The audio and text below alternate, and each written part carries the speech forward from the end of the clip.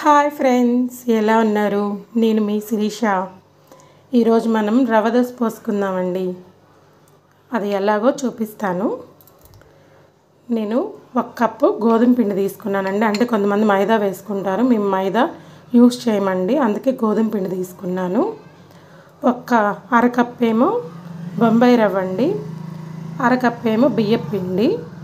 అంటే ఏ కప్పుతో అయితే నేను తీసుకున్నాను దానికి ఇవి సగం సగం తీసుకోవాలండి.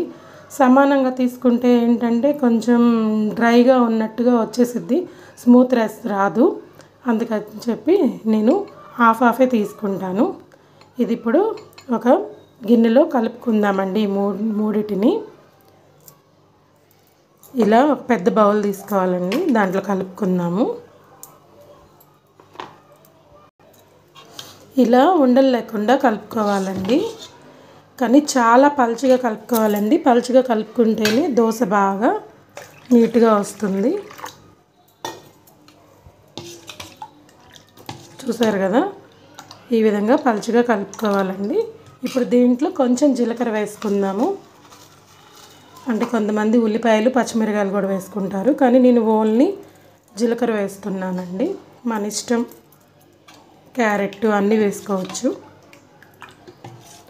నేనైతే జీలకర్ర ఒక్కటే వేసానండి. ఇది ఒక అరగంట సేపు నానితే సరిపోతుంది, దోశ బాగా వస్తుందండి.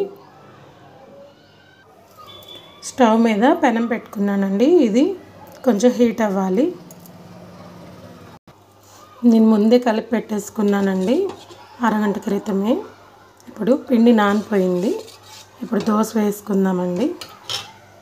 చూసారా, పెనంకి ఆయిల్ రాసుకున్నాను. అట్లా బజ్జాలుగా వస్తుందండి.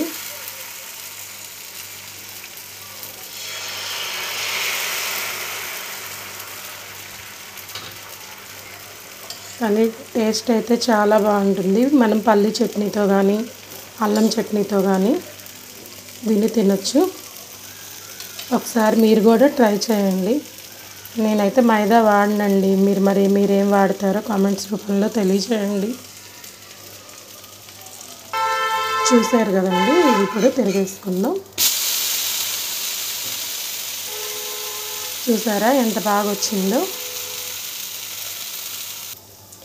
నేను పిండిలోనే సాల్ట్ వేసానండి, అది మీకు చూపించలేదు. మళ్ళీ మీరు వేసుకోకుండా ఉంటారేమో చెప్తున్నాను. చూసారు కదండి, మళ్ళీ ఇంకొకటి వేసుకుందాము.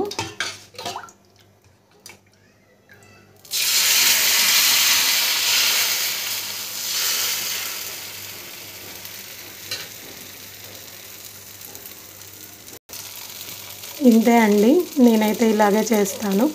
మరి మీరు ఎలా చేస్తారో నాకు కామెంట్స్ రూపంలో తెలియచేయండి. Bye friends, thank you for watching. నన్ను సబ్స్క్రైబ్ చేసుకునే వాళ్ళు చేసుకోండి ప్లీజ్. Thank you.